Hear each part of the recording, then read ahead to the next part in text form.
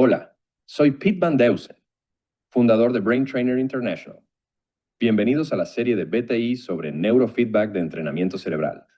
Cómo funciona y cómo puedes cambiar el rumbo de tu propia vida entrenando tu cerebro.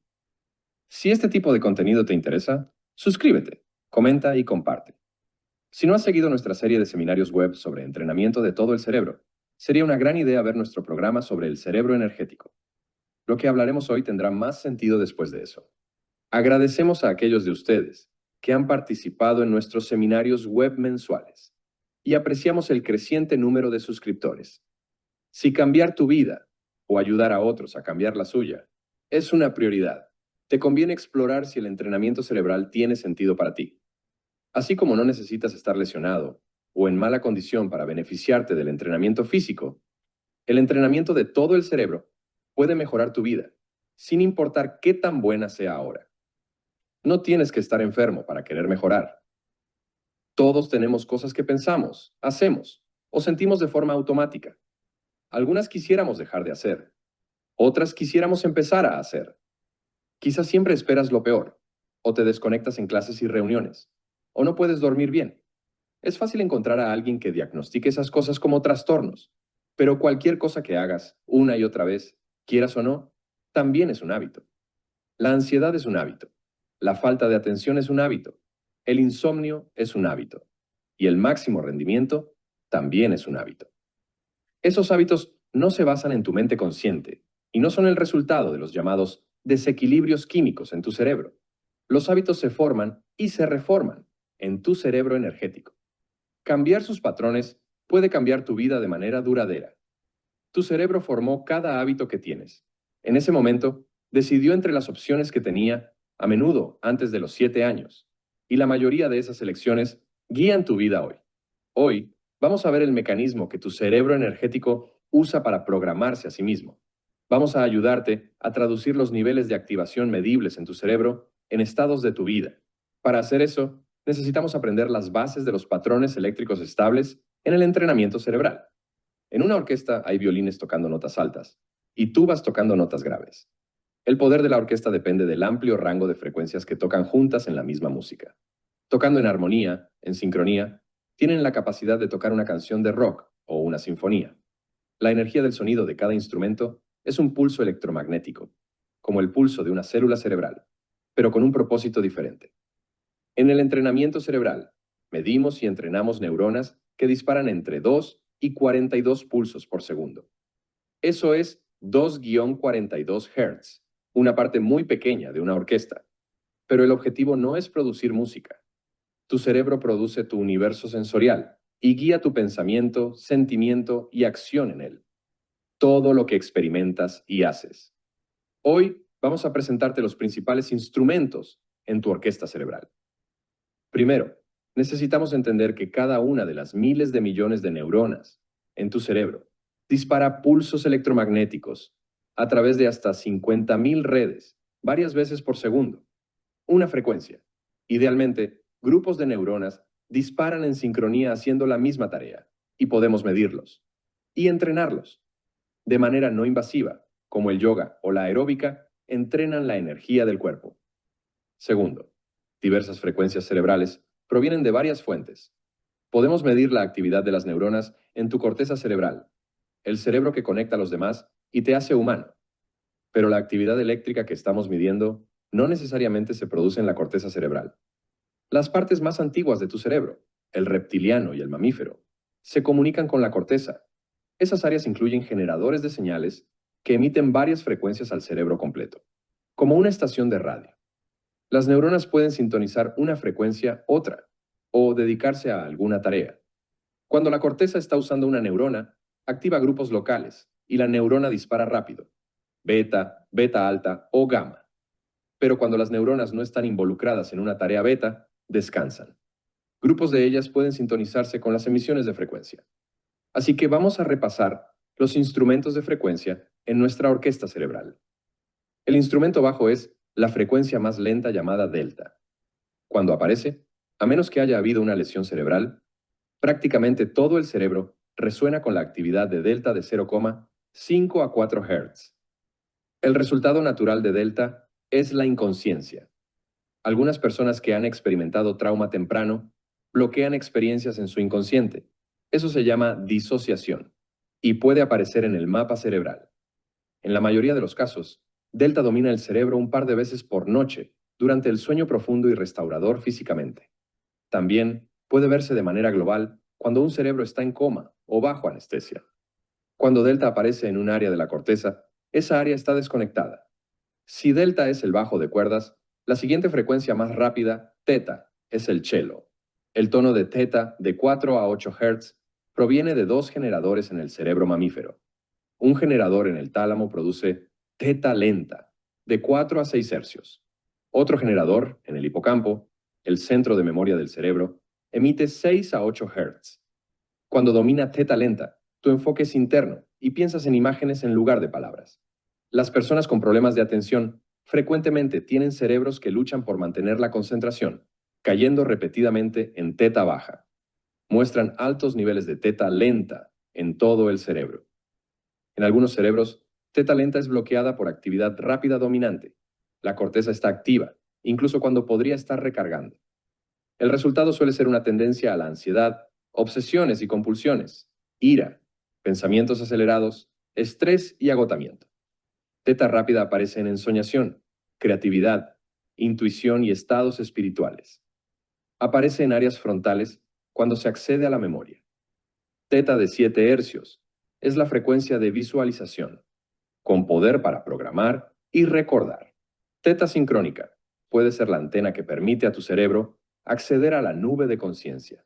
El tono alfa, 8 a 12 Hz, es el centro de la orquesta, ni la sección rítmica lenta, ni la melodía rápida. Pero en muchos cerebros constituye la mayor parte de la actividad. Las neuronas que disparan alfa están en ralentí, como un auto en un semáforo. Se llama conciencia de enfoque abierto, consciente de todo, pero sin enfocarse en nada. Están en reposo, pero listas, por lo que es un estado muy eficiente. En alfa, decimos que la mente está tranquila y abierta. Es más común en la parte posterior del cerebro, áreas sensoriales, y en el hemisferio derecho. Es más común con los ojos cerrados y la persona relajada pero alerta. Al igual que teta, alfa tiene dos generadores, ambos en el tálamo. Uno produce alfa lenta, 8 a 10 Hz, y otro alfa rápida, 10 a 12 Hz. Idealmente, desde la adolescencia tardía en adelante, alfa debería estar dominado por actividad de 10 hercios. Cuando esta frecuencia máxima comienza a disminuir, como suele suceder con la edad más allá de los 50 años, empieza un proceso llamado declive cognitivo relacionado con la edad. La memoria a corto plazo y la memoria semántica, capacidad de recordar palabras, se ven afectadas negativamente. Los cerebros que no producen frecuencias alfa pueden desperdiciar energía, disparando rápido cuando no es necesario procesar. Experimentan agotamiento porque trabajan más de lo necesario para tareas rutinarias o permanecen desconectados del mundo sensorial, en un estado de penumbra incluso cuando hay tareas que realizar. Los cerebros atorados en alfa, que no bloquea, tienen dificultad para procesar información. Parece que entra por un oído y sale por el otro. La frecuencia por encima de alfa forma un cruce entre las frecuencias producidas bajo la corteza y las más rápidas producidas por las neuronas en el cerebro pensante. 12 a 15 Hz tiene dos nombres según dónde se encuentre y dónde se produzca. En la corteza sensorio-motora, que cruza de oreja a oreja a través del vértice del cerebro, 12 a 15 Hz se llama ritmo sensorio-motor, SMR. La parte posterior de la corteza está dedicada al procesamiento e integración sensorial y la parte frontal al movimiento. Esta franja combina lo que experimentas con cómo respondes. SMR, como alfa, se produce en un generador en el tálamo y se emite a esta zona de transición. SMR se correlaciona con relajación, coordinación y quietud física. A veces se le conoce como alfa para el cuerpo. Sin embargo, 12 a 15 Hz también se encuentra en el resto de la corteza. Fuera de la corteza sensorio-motora, se llama beta baja y es producida por neuronas corticales. Así como alfa se espera más fuerte en el hemisferio derecho y la parte posterior del cerebro energético, beta baja se encuentra y entrena más en el lado derecho, mientras que velocidades beta más rápidas aparecen más en el hemisferio izquierdo y la parte frontal. La actividad cerebral más rápida por encima de 15 hercios, se llama beta, y se divide en tres grupos: 15 a 18 Hz, frecuencia de procesamiento de información, lenguaje y pensamiento lógico-racional. Puede enfocarse internamente, resolviendo un problema mentalmente, o externamente, prestando atención al entorno. 19 a 22 Hz, procesamiento más activado. Puede aparecer en curiosidad intensa o compromiso profundo, pero en otros bordea la ansiedad. 23 a 38 Hz, beta alta, hipervigilancia. Cuando un área cerebral mantiene altos niveles de beta alta, se vuelve altamente sensibilizada, experimentando el mundo en términos de peligro. Ansiedad e ira dominan las emociones, y la incapacidad de relajarse desperdicia energía. Esto no es un ritmo de pensamiento, es estrés. Por encima de beta está gamma, 38 a 42 Hz, asociada con integración cerebral, momentos de insight o rendimiento máximo. Se mide principalmente por la sincronía en la comunicación entre sitios cerebrales. Cada cerebro crea su propia orquesta. Un cerebro que experimentó trauma temprano probablemente codifica esas experiencias en frecuencias muy rápidas. Un cerebro que confía en la vida predecible tiende a operar con alfa. Cada cerebro energético opera distintas funciones con distintas frecuencias. La integración sensorial en la parte posterior del cerebro requiere actividad diferente que las funciones ejecutivas en la corteza prefrontal. En un tipo de música, los tonos lentos y profundos pueden ser más apropiados. En otro, tonos distintos. El desafío del entrenamiento cerebral es registrar varias áreas cerebrales durante distintos niveles de activación y usar esa información para determinar qué patrones son dominantes o atorados en ese cerebro. Una orquesta con muchas guitarras eléctricas luchará por tocar Mozart. Un cerebro como un cuarteto de cuerdas no producirá un buen blues. Nuestro objetivo con el entrenamiento de todo el cerebro es romper los patrones que limitan la flexibilidad y el rango, manteniéndonos atrapados en hábitos disfuncionales. Para lograr esto, hay dos consideraciones principales. Primero, investigadores clínicos en entrenamiento cerebral han comparado durante más de 30 años mapas cerebrales de subgrupos de personas con ciertos hábitos limitantes con cerebros normales. Al analizar diferencias entre personas ansiosas y personas supuestamente no ansiosas, descubrieron varios marcadores presentes en casi todos los cerebros ansiosos y casi nunca en los no ansiosos. Los cerebros ansiosos tendían a tener el hemisferio derecho muy rápido, más que el izquierdo. Este patrón casi nunca aparecía en personas no ansiosas. Entrenar para reducir esa rapidez en el lado derecho reducía respuestas automáticas de ansiedad. Hay docenas de patrones identificados para síntomas que van desde problemas de ánimo hasta limitaciones cognitivas, atención, control de impulsos y problemas fisiológicos como insomnio o dolor crónico. El entrenamiento de todo el cerebro produce planes no buscando micromedidas distintas, sino escaneando cada cerebro para relaciones y patrones correlacionados con problemas específicos, especialmente los de alta prioridad para el cliente. La segunda consideración importante es cómo el entrenamiento de todo el cerebro busca romper patrones limitantes. Se llama homeostasis. La homeostasis es característica de todos los sistemas complejos, como una familia. Cada miembro tiene hábitos individuales. Quizá el padre tiene mal genio. Todos los demás se ven afectados, esperan la reacción y ajustan su comportamiento para no provocarla. Pero al menos, un miembro suele negarse a ser controlado por este patrón. Quizás la madre o un hijo intervienen, protegen a los demás y obligan al padre a ceder. Todos en la familia saben qué esperar de los demás y cada uno se expresa hasta los límites aceptados. La homeostasis puede bloquear cambios individuales o reforzarlos, pero debe tenerse en cuenta. Hace muchos años trabajé con una joven que creció en una familia muy orientada a resultados. Padre médico, madre educadora con doctorado. Una de las hijas, mi clienta, era la estrella de la familia hasta su adolescencia media. Excelentes calificaciones, muchas amigas. Nunca se metía en problemas y tenía una voz maravillosa. Tan buena que la invitaron a hacer una gira profesional en el musical Annie. Su hermana mayor era la oveja negra, incapaz de competir en esas áreas. Alrededor de los 15 años, un accidente automovilístico le provocó una grave lesión en la cabeza. La familia apoyó su recuperación casi un año, hasta que quedó claro que había perdido control de impulsos, no podía rendir en la escuela, e incluso perdió su voz cantando. En meses, la hermana mayor se convirtió en la estrella, y mi clienta fue marginada. La homeostasis familiar requería que se cumplieran esos roles, aunque las personas cambiaran de lugar. A los 20 años, mi clienta se independizó y vivió con un hombre que la trataba como una hija amada, apoyándola en todo. Al escuchar una presentación mía sobre entrenamiento cerebral, buscó ayuda. Entrenó 2 a 3 veces al día. Gradualmente recuperó control e independencia. Trabajó, progresó, formó nuevas amistades y se reveló a su familia. Su padre, el médico, al principio creía que el entrenamiento cerebral era un fraude, pero tras 2 meses admitió su error y vio a su hija regresar. Lo interesante, la hermana mayor no quería volver a su antiguo rol y la clienta reconoció que el amor familiar dependía del rendimiento, no de ella misma. El joven, ahora esposo, comprendió que ya no necesitaba mantener el rol que prefería y comenzó a entrenar su propio cerebro. Finalmente, redescubrieron su matrimonio y mi clienta recuperó su voz cantando Tomorrow de Annie. La homeostasis es característica de todos los sistemas complejos, incluidos los patrones cerebrales. En mis primeros entrenamientos, todos los clientes entrenaban atención y control de impulsos. Según mis cálculos, 60 a 70% mejoró dramáticamente. Algunos mejoraron, pero al dejar de entrenar, recaían en problemas antiguos. Por mi interés en la homeostasis, involucré a familias y redes de apoyo para reconocer los cambios.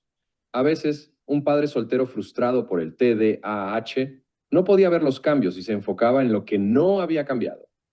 También entendí que muchos problemas podrían producir síntomas similares, pero no necesariamente los mismos patrones teta, beta y SMR.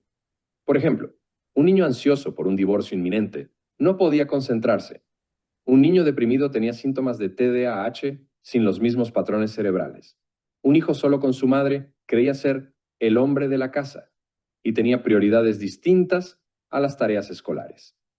Esa comprensión impulsó el enfoque basado en evaluación cerebral, no solo en síntomas. El entrenamiento de todo el cerebro ajusta múltiples áreas problemáticas. Al entrenar tu cuerpo, trabajas brazos y hombros en una sesión, caderas y piernas en otra, espalda y abdomen en otra.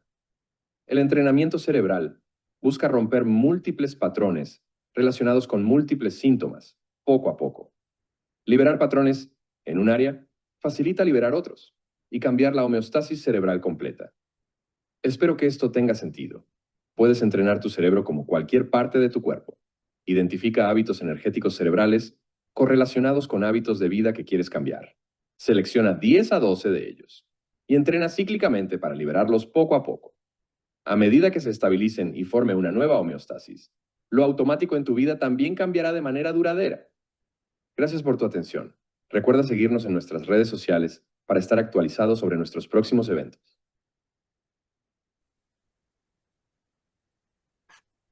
Buenas tardes a todos. Les agradecemos poder responder el sondeo que acaba de aparecer en pantalla. Ya comenzaremos con Peter Van Dausen y las preguntas.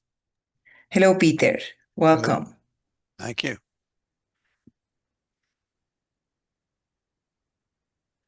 Nice to have you here.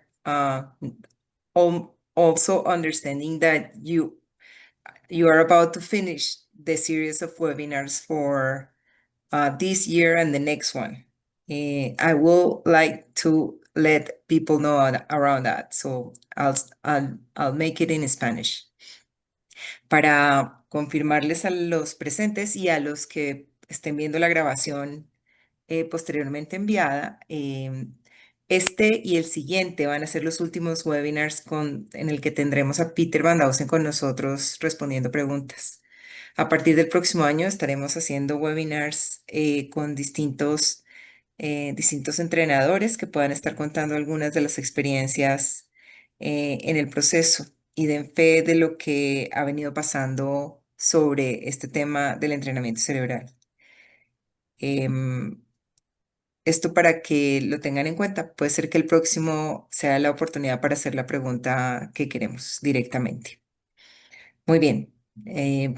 Peter, let me ask the people if there's someone with questions. Okay. Muy bien.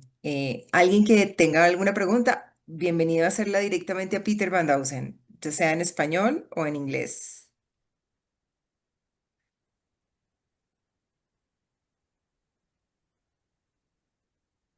Mientras la van pensando, entonces voy a sacar las preguntas que me mandaron aquellos que no pueden asistir y verán la grabación. Peter, there's one question that has been sent previously, and is it about why? Why do you think therapists, physicians, doesn't have this as a first option of therapeutic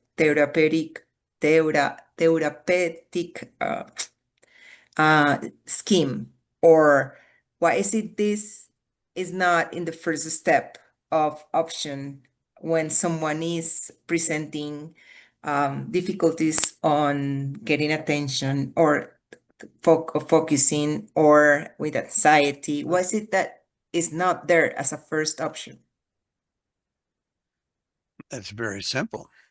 How are doctors trained? They're trained to think of the body like a machine that's controlled by chemistry. And since doctors in most parts of the world are the only people who can write prescriptions for drugs, they have a monopoly in that area. You can translate that.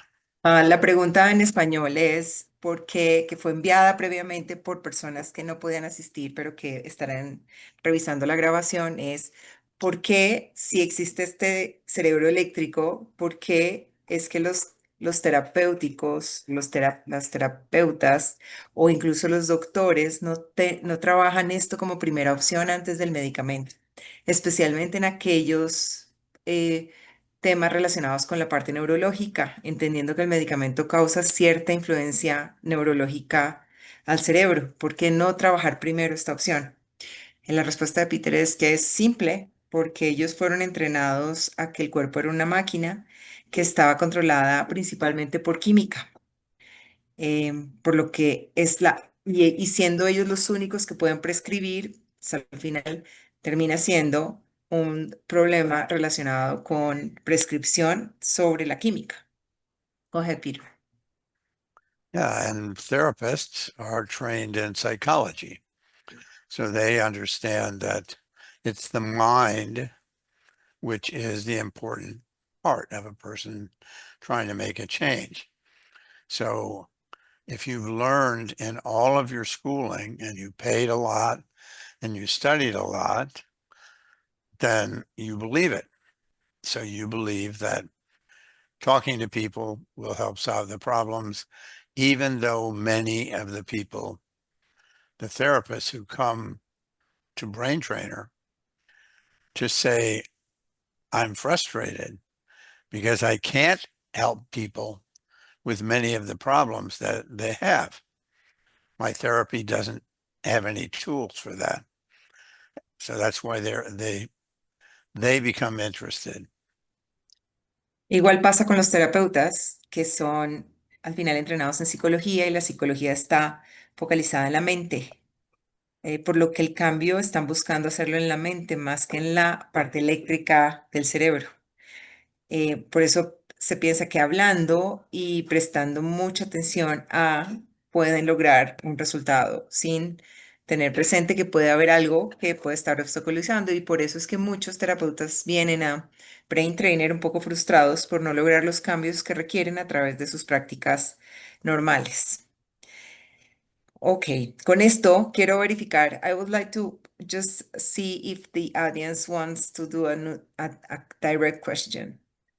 ¿Alguien interesado en hacer preguntas directas o continúo con las que me dejaron encargadas? Continúa tú. Ok, vamos entonces con la siguiente pregunta enviada. Peter, why is it there are some people that are being trained but to improve their attention and their focus and improve performance, and they are not achieving it? I understand there's something around root cause that is not being managed, attention related to emotions. What's your perspective around that? La pregunta es, Entiendo que hay personas, y he visto personas que si bien entrenamos para mantener el foco, para que presten atención y que eleven su desempeño, no se logra y quisiera un poco ahondar en el tema de las causas raíces relacionadas con el tema emoción y el tema atención. Eh, ¿Es cierto que hay temas relacionados con la atención directamente conectados con esta emoción? Go ahead, Peter. I would say that if you do an assessment of a person who's coming to you and has some decision about what they want to train, then I don't see very many people that don't get results. If they do the training and they do it consistently, it's like a person saying, I want to get stronger. I want to have more energy. And I started going to the gym, but it didn't work. There's no way that it doesn't work.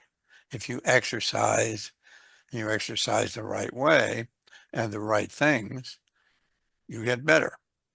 And the same is true with your brain. If you train somebody because you think they have ADHD, whatever that is, and they really are extremely anxious because of things that are going on at school with bullies or whatever, then your work is not going to help.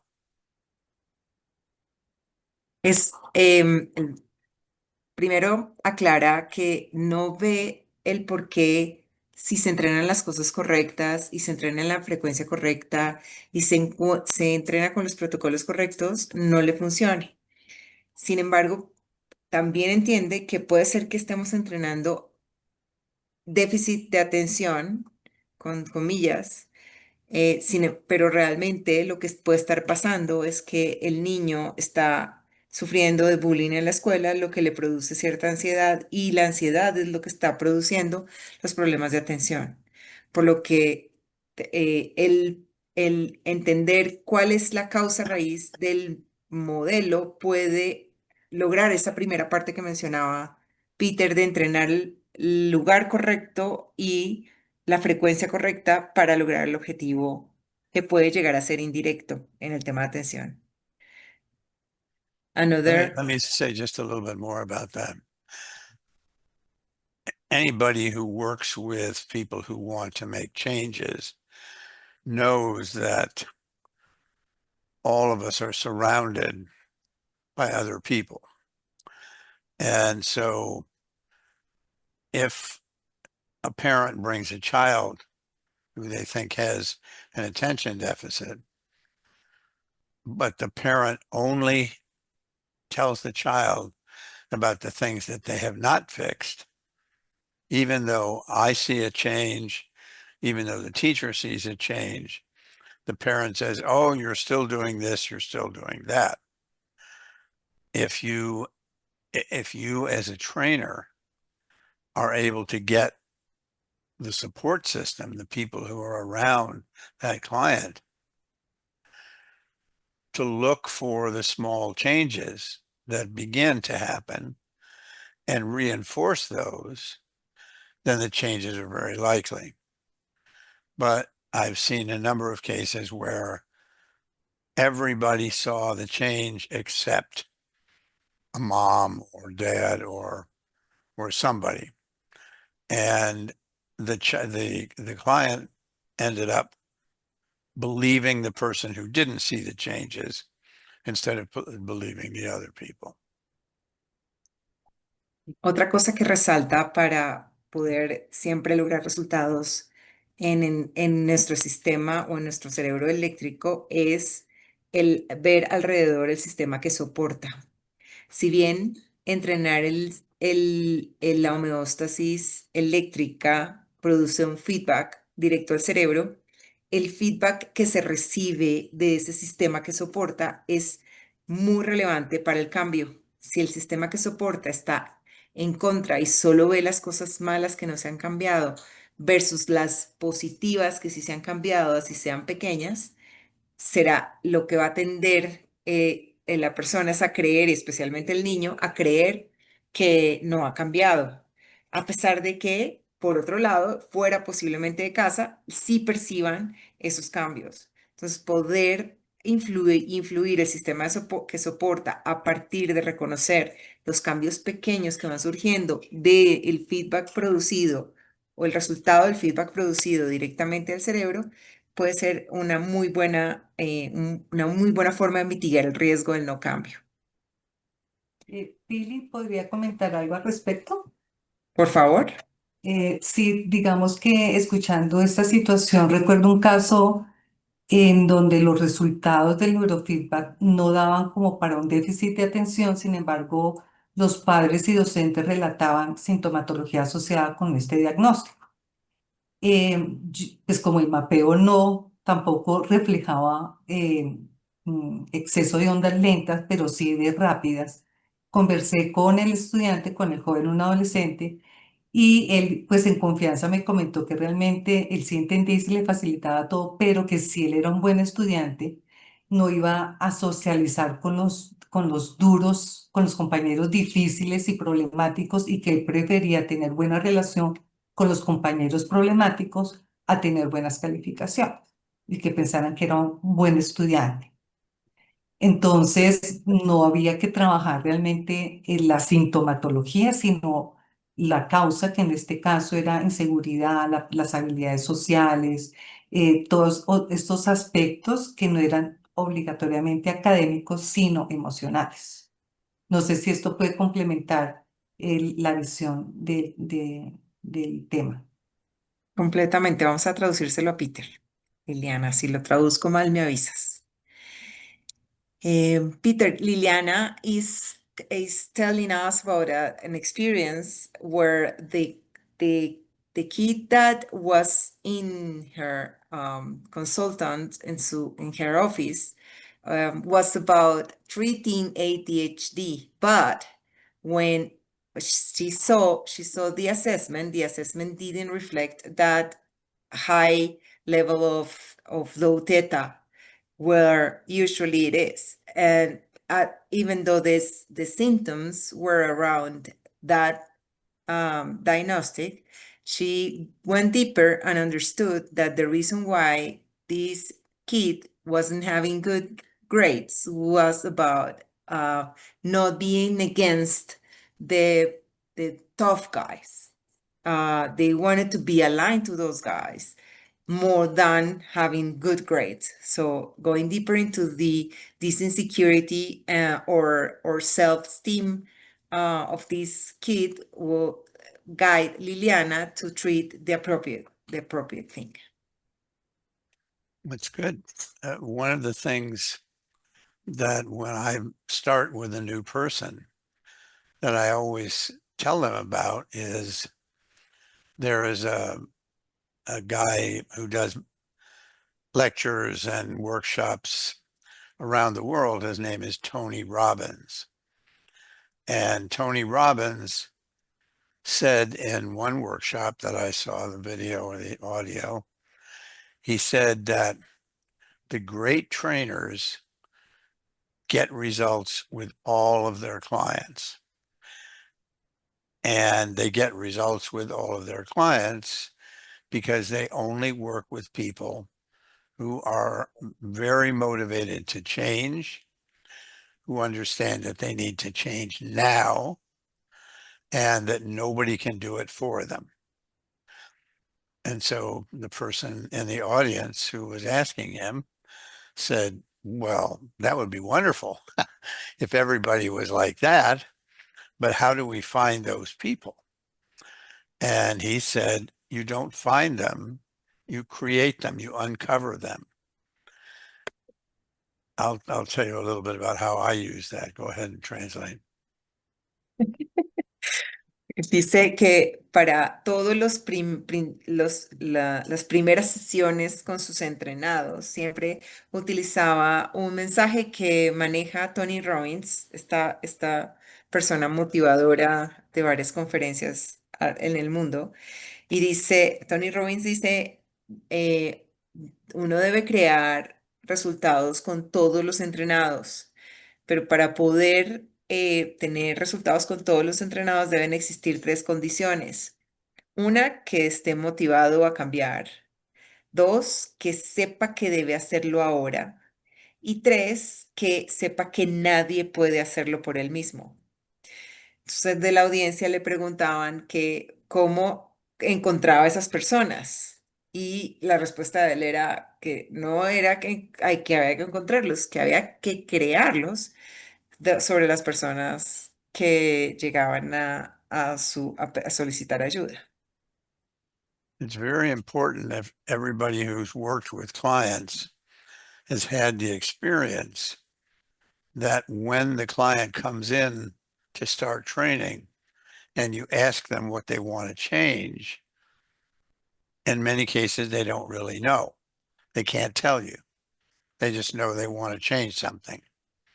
So I believe that in the very first session, after somebody decides, okay, I'm going to try neurofeedback, whether the client is a 5-year-old or an 85-year-old person, I always start by saying, I know what your parents would like to see. I know what the teacher would like to see. I know what your wife would like to see. But none of them are the people that are training. So what I want to know from you is, can we make a list of 4 or 5 things that you really want to change? And we'll focus on those things. So, for example, one child that I worked with came in, and what he really wanted was for his parents to be more relaxed so they weren't yelling at him all the time, that his soccer coach, his football coach, would stop telling him that he was lazy, that more of his friends would understand his jokes. Everything was somebody else that had to change. And there's a technique that is very powerful to ask the person, I want you to go home, and between now and the next time we come in, or if you want to do it now, and tell me if you don't change anything in the way you live your life, where will you be 5 years from now?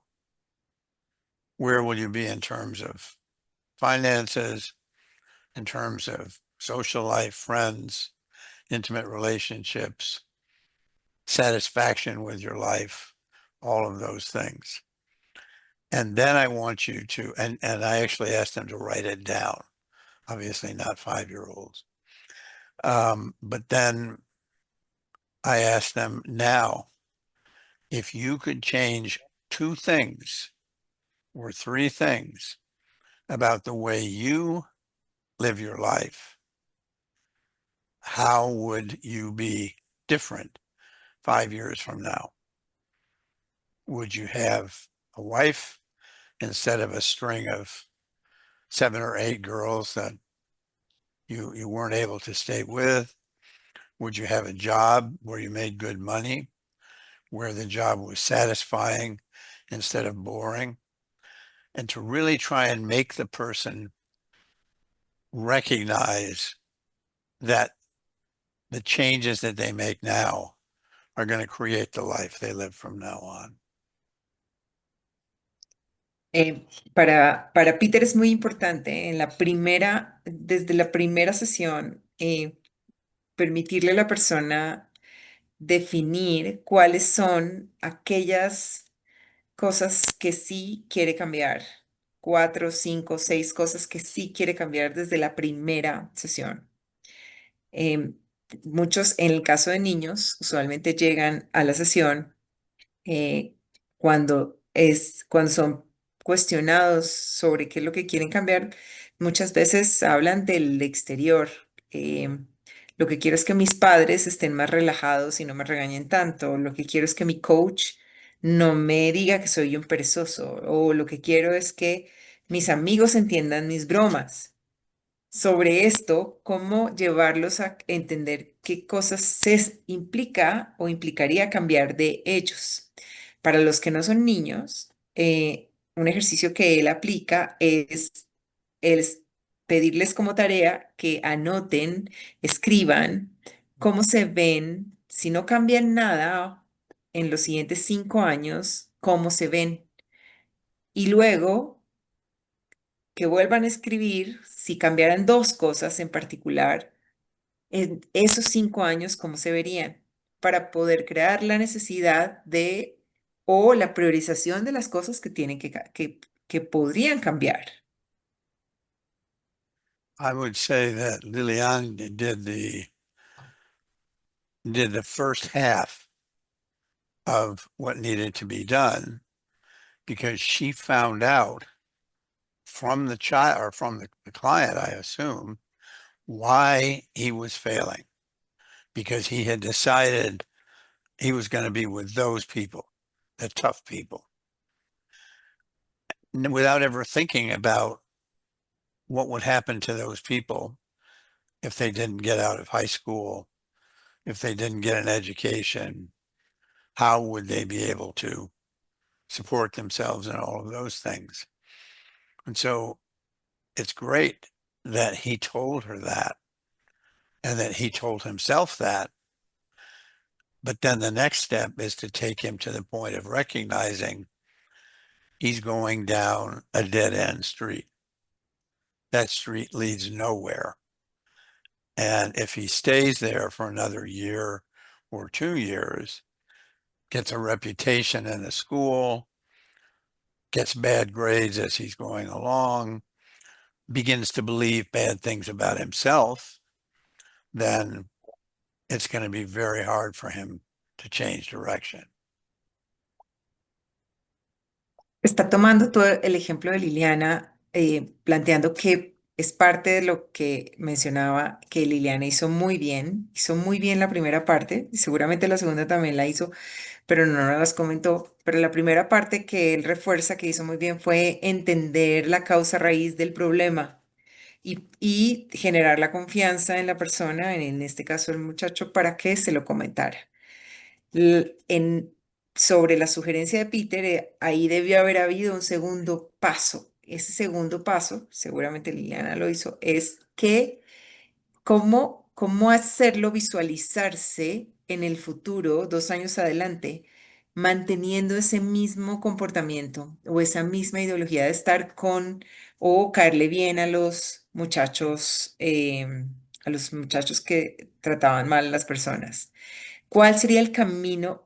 Si siguiera ese camino, ¿dónde estaría en 1 o 2 años? En términos de reputación, de problemas de notas, de pérdidas de año, versus crear un giro, entender lo que se puede cambiar y movilizarlo hacia la otra visualización. Esas serían las dos variables que él plantea, van a ser muy importantes para poder crear esas tres variables críticas que mencionaba y refería a Tony Robbins para poder lograr el mejor resultado posible. Pili, Ok, te Liliana. cuento cómo manejé la segunda parte Ujú. con la bandita HEG.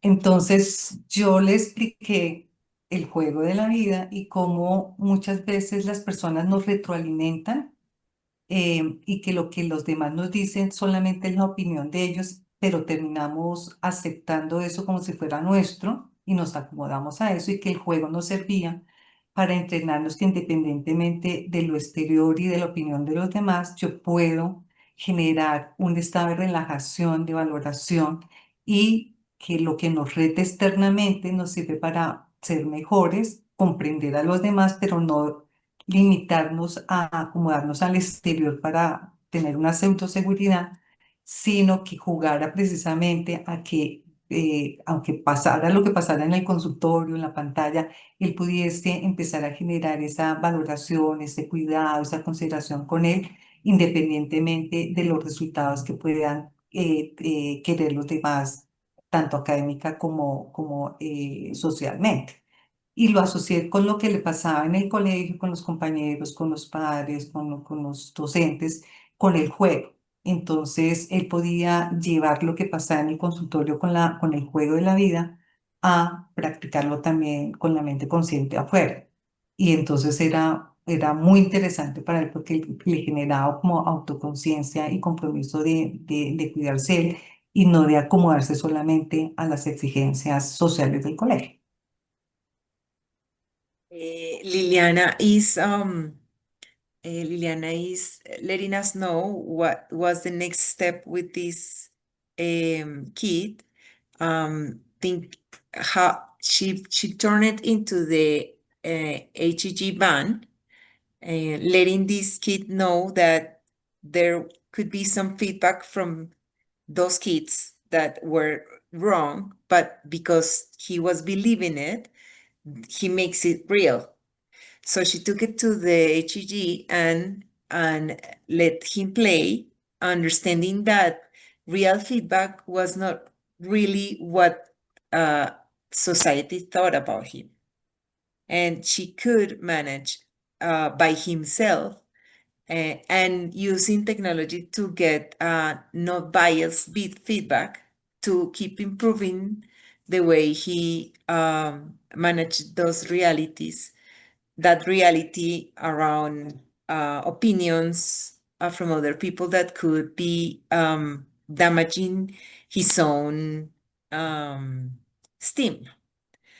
So he was very interesting on that. Good. Dice que muy bien. Lo que Peter también refuerza es esa segunda parte de permitirlo verse 2 años hacia adelante a través de lo que no cambiaría para crear esa urgencia de cambio de necesitar hacerlo ahora. El punto crítico el punto 2 de los 3 que mencionaba que deben estar presentes para poder modular un cambio. Pero es evidente que el entender que el feedback está viciado, el feedback que no me sirve puede estar viciado, puede ser una muy buena opción, sobre todo manejándolo con tecnología no viciada. Perfecto, Lili. Muy bien. ¿Alguna otra pregunta que tengan de la audiencia?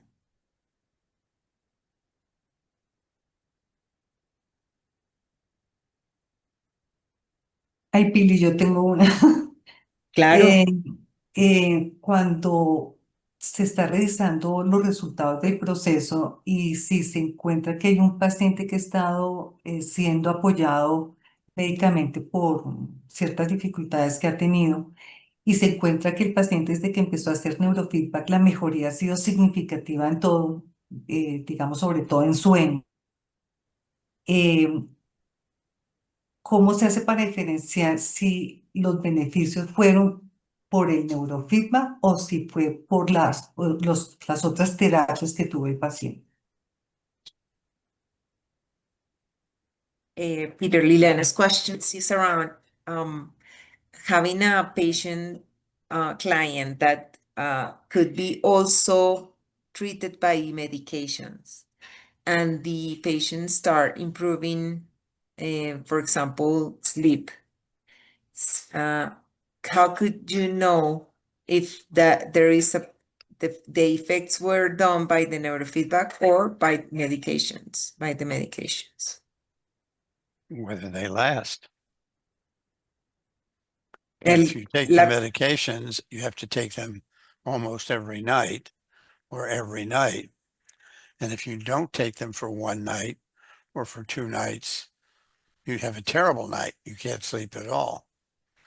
If you teach your brain to change its patterns so it learns to go to sleep and stay asleep, then even after you stop training, it continues. La diferencia y la única forma de saberlo es que dura. Si tomas un medicamento que te puede ayudar a dormir bien, pero dejas de tomarlo vas a empezar a dormir mal otra vez. Pero si tu cerebro aprendió a dormir bien, mm, el proceso o el efecto durará para siempre, así no te estés entrenando. Es decir, que tocaría que el medicamento se lo fueran retirando poco a poco para ver si el efecto permanece y ya se debía al neurofeedback. Does it mean, yo tengo ahí, pero lo vamos a dejar a Peter. Does it mean that the medication needs to be reduced to understand if is the medication or the sessions what is making them improve?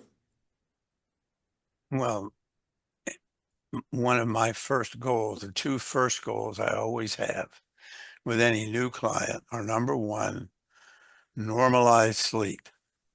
That's number one because it fixes many, many other problems. When a person sleeps well, sleeps through the night, wakes up rested and ready to go. The second one is what you were just asking me about. Let's see. Oh, the second one is if the person's taking medications, get them off the medications, psychoactive medications, especially if they're on more than one. And when I was in the United States, I would often see children who were 5 or 6 years old who were taking 5 medications. They were taking a stimulant, they were taking an anticonvulsant, even though they didn't have seizures. They were taking an antipsychotic medication, even though they weren't psychotic. They were taking an anti-anxiety and an antidepressant. With that much chemistry in the person's brain coming from outside, it's going to be almost impossible to train. So in a situation like that, you have to sort of ideally work with the doctor, if the doctor's open to it, and decide which 2 or 3 of these medications really aren't having much of an effect. And we can stop taking those.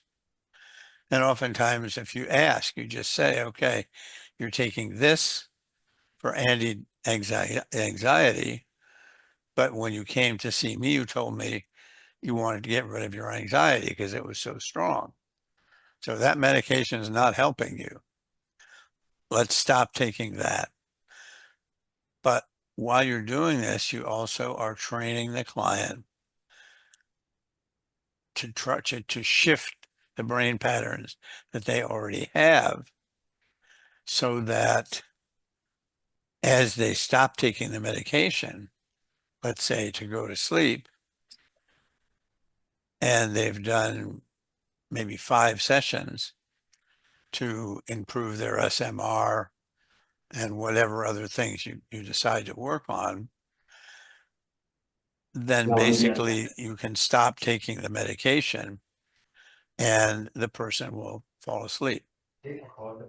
So you can literally make it easier for them to get off. For SSRIs, like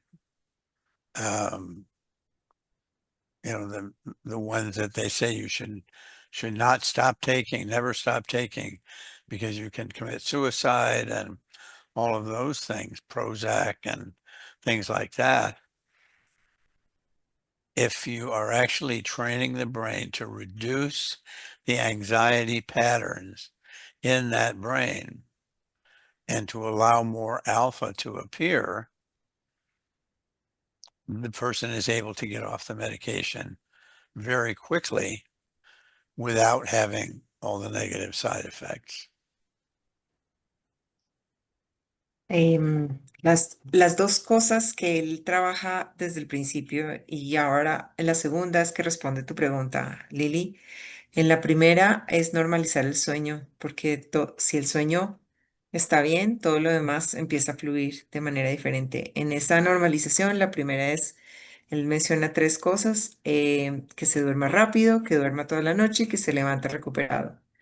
Esos son puntos claves para cualquier tipo de cambio a nivel eléctrico. La segunda cosa es trabajar en equipo con los doctores para que puedan lograr reducir el medicamento pronto, primeras 10, 20 sesiones, a través de mostrarles las diferencias en cómo se han comportado sus reportes de mejoría. Em, Especialmente si hay medicamentos psicoactivos y si hay más de dos en ellos, con mayor razón. En Estados Unidos, él dice que en su momento recibía a veces hasta niños que tenían un estimulante, un anticonvulsivo, un antipsicótico, un ansiolítico y un antidepresivo todos juntos.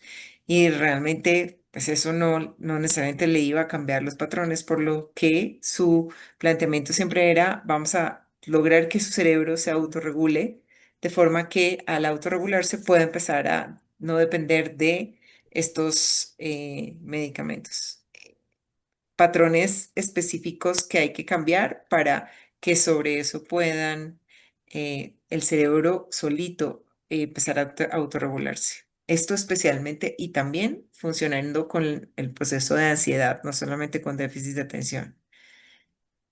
Em, en esto es muy importante trabajar con los doctores porque no tenemos muy claro qué variables puedan o efectos adversos puedan estarse produciendo por una interrupción sin esa consulta médica.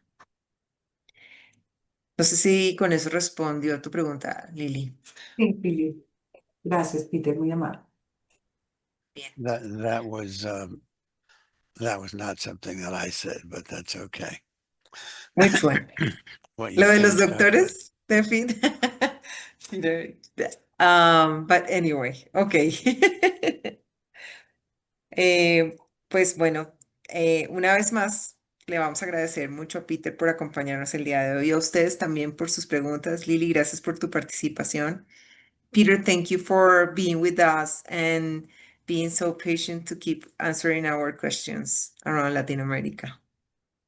enjoy it. See you guys Thank- next month.